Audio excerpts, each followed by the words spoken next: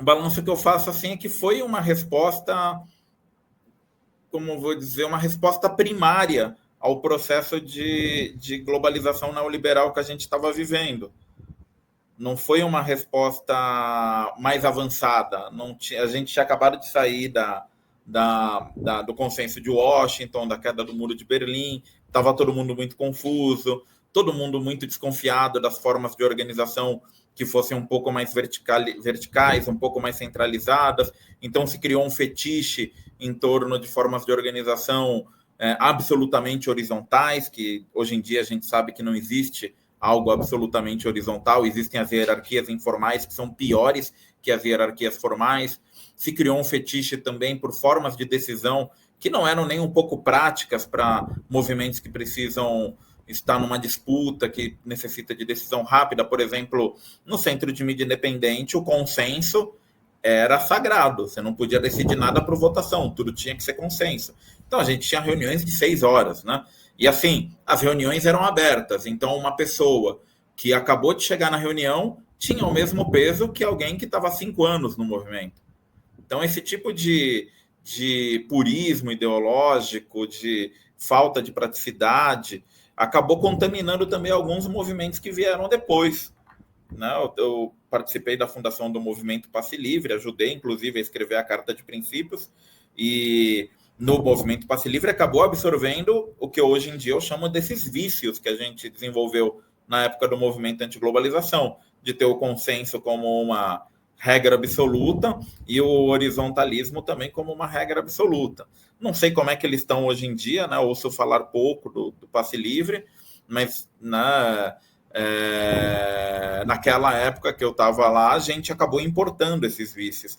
Então, me parece isso, assim, foi uma resposta primária à globalização neoliberal.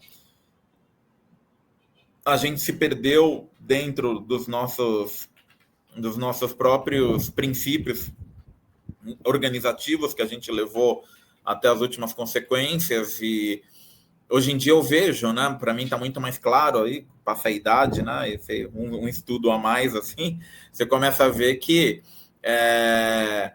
se valorizava muito o processo e não o resultado naquela época. Eu me lembro que repetiam sempre como um mantra que os fins não justificam os meios, que os meios conduzem aos fins. Por isso é que os nossos meios têm que ser os mais democráticos possíveis, né? E aí ficava uma visão idealizada do que é democracia. Democracia, todo mundo é igual, independente de se você está há 5 anos no coletivo ou há uma semana. E democracia é consenso, votação é autoritário, porque é a ditadura da maioria sobre a minoria.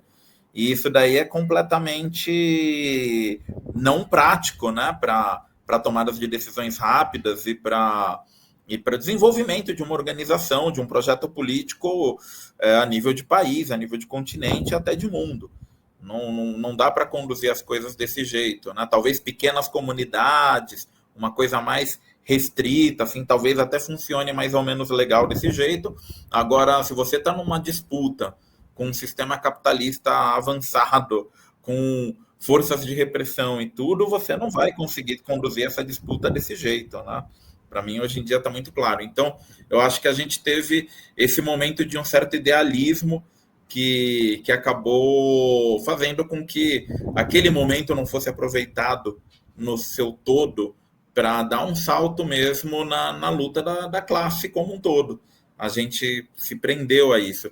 E aí, quem acabou capturando boa parte desse tecido social que foi ativado naquele período foi a social-democracia, que, querendo ou não, já tinha a sua forma de atuação consolidada, tinha o seu projeto, tinha os recursos para tocar o seu projeto, então foi muito mais fácil para eles, não digo nem capturar, mas guiar esse tecido social que foi ativado e que a gente, que era a ala mais radical desse movimento, não tinha capacidade nem meios de conduzir isso, em grande parte por causa das nossas próprias limitações políticas. Né?